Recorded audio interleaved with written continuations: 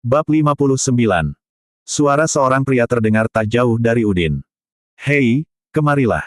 Lihat dua mobil ini, yang terbaik dan tercepat di dunia. Aku baru melihatnya sekarang secara nyata.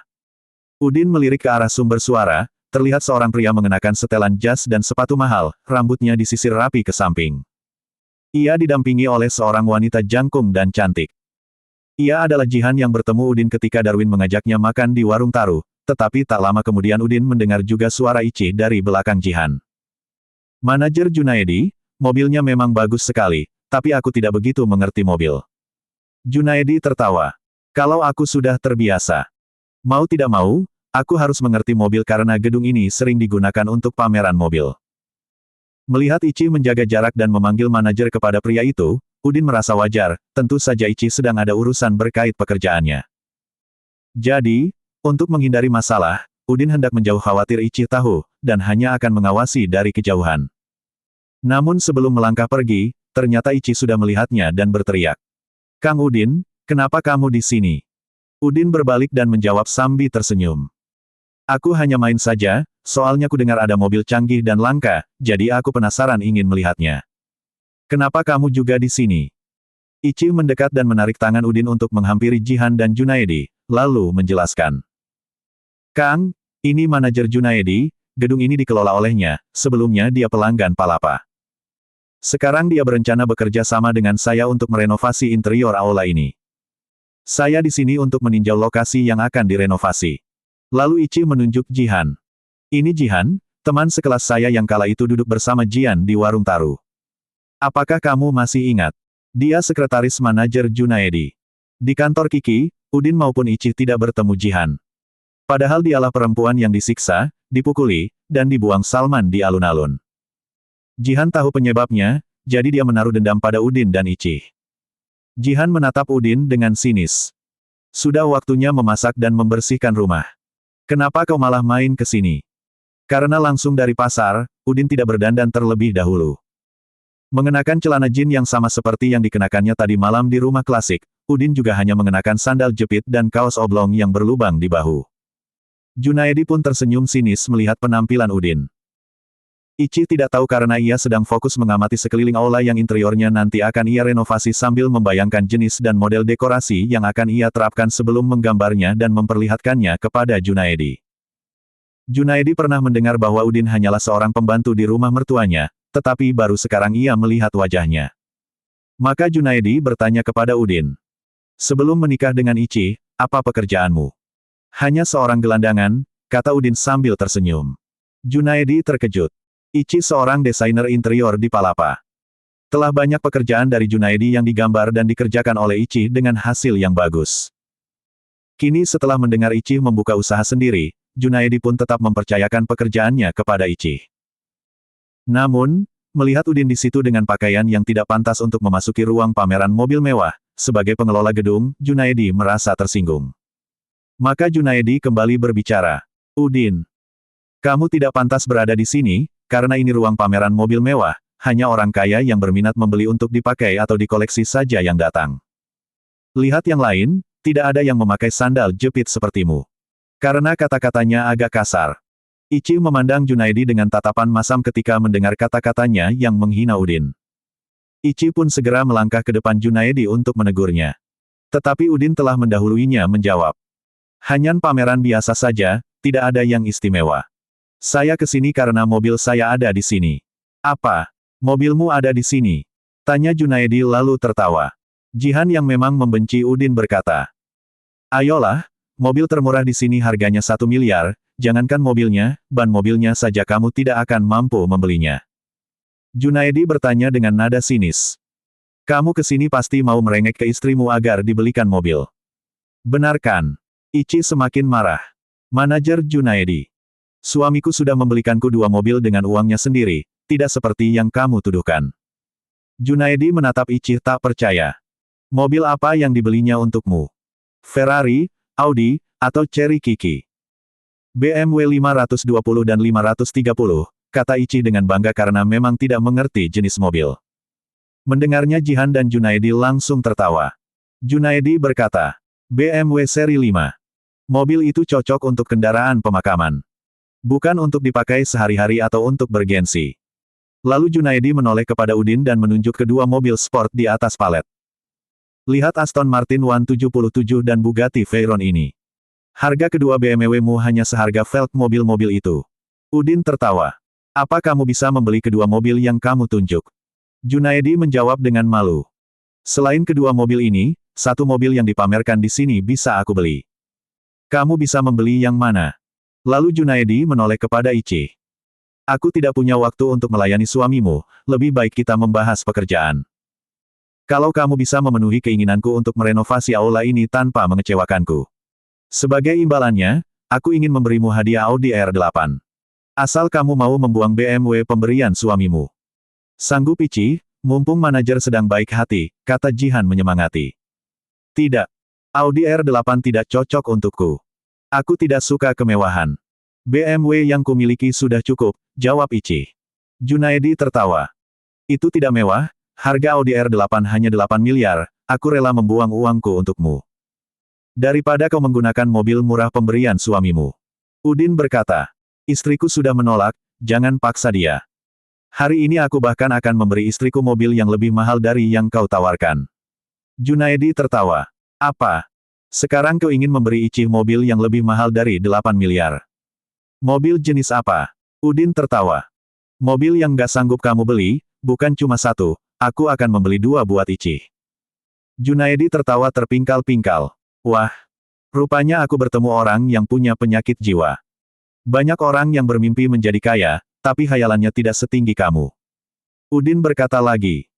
Malah, jika Ichi setuju, aku bisa membeli semua mobil yang dipamerkan di sini dan semuanya untuk Ichi. Tawa Junaedi semakin ngakak sampai ia memegangi perutnya sendiri yang tiba-tiba sakit. Aston dan Bugatti sudah ada pemiliknya. Bahkan keduanya dijaga satpam, aku saja tidak boleh mendekat, apalagi kamu. Jadi jangan bermimpi untuk membelinya. Aku tidak hanya bisa dekat, tapi aku bisa duduk di dalamnya, kata Udin. Junaedi menjadi marah dan kata-katanya mulai kasar. Cukup, meskipun aku manajer di sini, aku tidak boleh menyentuhnya, kau bilang bisa duduk di dalamnya. Apa kau mau mencari masalah dengan pemilik mobil ini? Udin tertawa. Kamu manajer di sini, tapi kamu tidak tahu siapa pemilik mobilnya. Aneh. Junaedi menjawab. Gedung saya hanya disewa untuk tempat pameran. Jadi saya tidak berhak bertanya dari mana mobil itu berasal dan siapa pemiliknya. Itu urusan dealer dan EO. Itu berarti nasibmu lebih buruk dariku. Aku bisa masuk ke mobilnya, tapi kamu menyentuhnya saja tidak bisa, memalukan. Kata Udin dengan nada lebih tegas. Siapa bilang aku tidak boleh menyentuhnya? Kata Junaedi, merasa tertantang. Kamu yang bilang begitu kan? Buktikan saja kalau kamu memang bisa, kata Udin. Oke, aku mau menyentuhnya. Lihatlah, kata Junaedi sambil melangkah maju dan melewati pembatas. Tanpa sepengetahuan Junaedi, 4 petugas keamanan yang menjaga mobil itu sebenarnya adalah para pengawal pribadi Qin Gang yang tidak takut dengan status manajer. Junaedi mengira mereka hanyalah keamanan gedung atau keamanan dealer. Keempat pengawal itu sebelumnya telah diberitahu oleh Qin Gang bahwa tidak seorang pun diizinkan menyentuhnya kecuali Udin yang memegang kuncinya. Jadi, tepat saat ia melangkah melewati palang penghalang, Junaedi langsung didorong oleh mereka. Mundur. Siapa kau? Kata seorang penjaga keamanan kepada Junaedi. Saya manajer gedung pameran ini. Saya hanya ingin menyentuh mobil ini, kata Junaedi. Kalau kau bukan pemiliknya, mundur.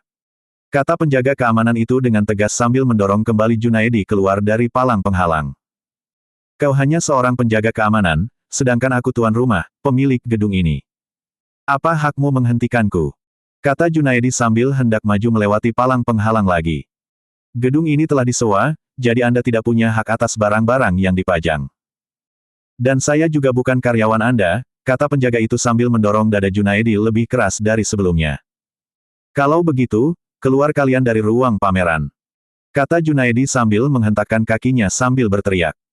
Hanya atasan saya yang berhak mengusir saya, kata satpam itu membalas berteriak dengan nada marah. Udin melangkah maju mendekati Junaedi. Sangat memalukan.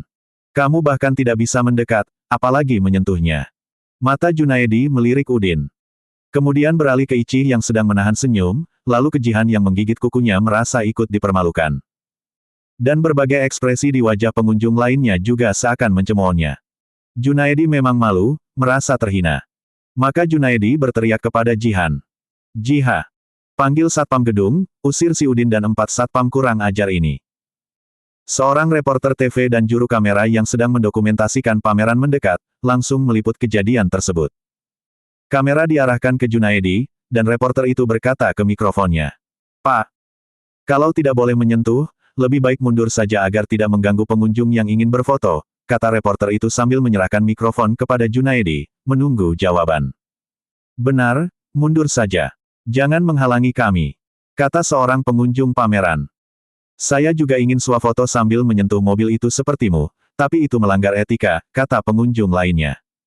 Siapa yang bilang saya ingin bersuafoto?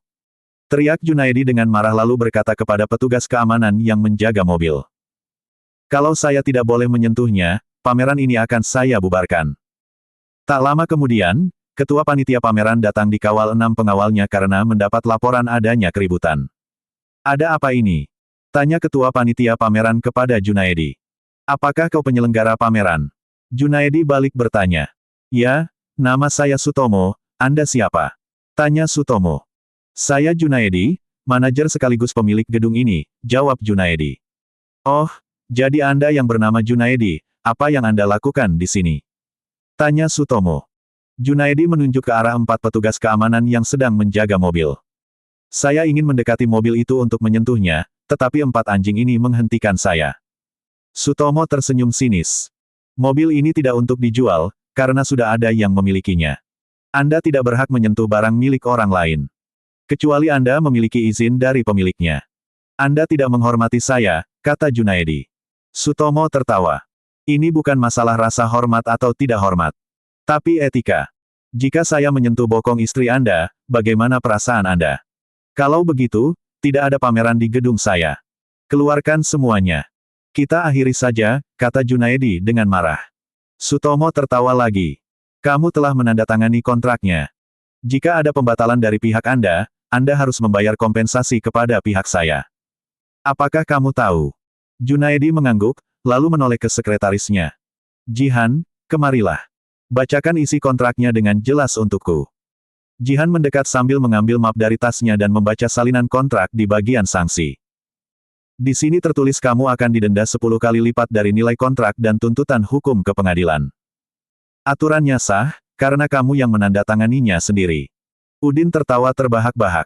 Jadi pilih mana? Kamu mau mengaku kalah padaku karena tidak bisa menyentuh mobilnya, atau kamu mau memaksakan diri menyentuhnya tetapi akan dipukuli oleh satpam, atau kamu mau memaksa membubarkan pameran ini dan membayar denda lalu dipenjara. Semuanya sama-sama memalukan. Aku mau menyentuhnya. Kata Junaedi sambil mendorong Sutomo dan melangkah melewati palang pembatas dan mendekati mobil. Namun 4 penjaga itu menangkap dan memegang tubuhnya. Melihat Junaedi bersikeras untuk maju, Jihan memanggil satpam gedung dari HT. Dari setiap sudut gedung, satpam bergegas ke tempat itu. 6 pengawal Sutomo segera bersiap menyambutnya. 4 pengawal Qin Gang pun masih memegang erat Junaedi yang sedang berjuang melepaskan diri. 10 orang kini siap melawan belasan penjaga keamanan gedung.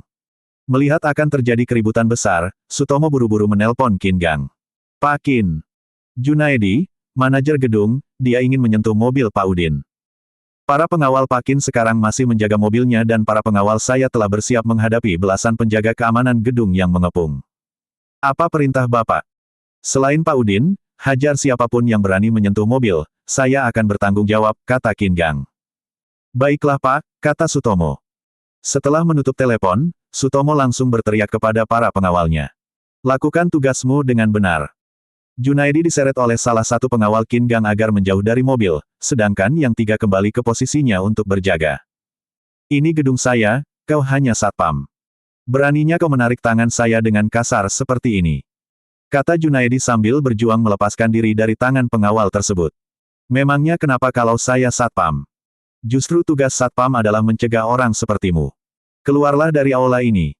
Ujarnya sambil menendang punggung Junaedi hingga Junaedi tersungkur. Dan pengawal itu pun kembali ke posisinya menjaga mobil. Junaedi menggeliat kesakitan, tetapi ia tidak mampu berdiri seakan pinggangnya telah patah. Para pengawal Sutomo pun tak tinggal diam, setiap kali ada satpam gedung yang mendekat, mereka langsung dilumpuhkan di tempat.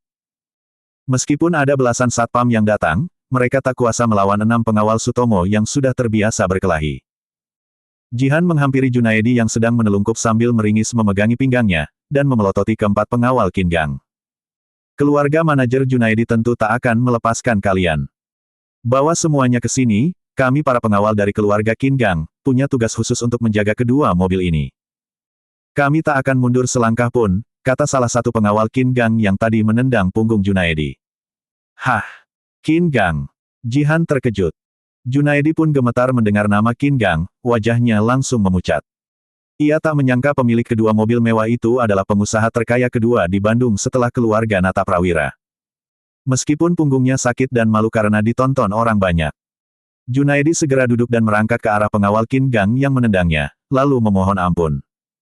Maaf, aku mengakui kesalahanku. Karena Junaedi sudah terdengar meminta ampun, Sutomo pun mengangkat tangannya lalu berteriak memerintahkan para pengawalnya yang masih berkelahi dengan petugas keamanan gedung yang terus berdatangan dari mana-mana, untuk menghentikan mereka. Hentikan, jangan dilanjutkan. Udin menghampiri Junaedi. Jadi bagaimana? Kamu mau menyentuh mobilnya atau tidak? Mendengar Udin masih bertanya tentang hak itu. Junaedi semakin marah. Udin, karena kau aku jadi begini. Apa kamu belum puas? Yei, kenapa jadi menyalahkanku? Jawab Udin sambil tersenyum. Lalu Udin menoleh kepada Ichi. Nyai, apakah benar aku yang salah? Ichi tidak menjawab karena bingung melihat tingkah Udin yang tidak panik sama sekali karena adanya keributan itu. Ichi tahu, Junaedi lah yang mulai menghina Udin. Namun, Ichi tidak menyangka akan berakhir seperti ini. Awalnya ia menolak mendapatkan imbalan mobil dari merenovasi aula. Karena niat Junaedi sangat jelas hanya ingin merendahkan Udin. Maka Ichi berkata kepada Junaedi. Junaedi, kaulah yang pertama kali membuat masalah, kau ingin menyentuh mobil itu. Ini tidak ada hubungannya dengan suamiku. Kau perempuan buta, suami miskin masih saja dibela, kata Junaedi tegas. Udin memelototi Junaedi. Kau sudah menghinaku. Sekarang kau berani menghina istriku. Kurang ajar. Memang kenyataannya begitu, kau miskin, dan Ichi buta karena tidak menyadarinya, kata Junaedi. Jihan ikut bicara. Udin. Junaedi pantas menghinamu, karena kamu memang tidak punya apa-apa untuk dibanggakan selain istrimu sendiri. Sayangnya istrimu bodoh. Udin tidak marah, tetapi tersenyum. Lalu ia berkata kepada Junaedi. Kamu menghinaku karena miskin, sementara kamu sendiri tidak bisa menyentuh mobil mewah sampai ditendang oleh seorang satpam. Siapa yang sebenarnya miskin? Bersambung.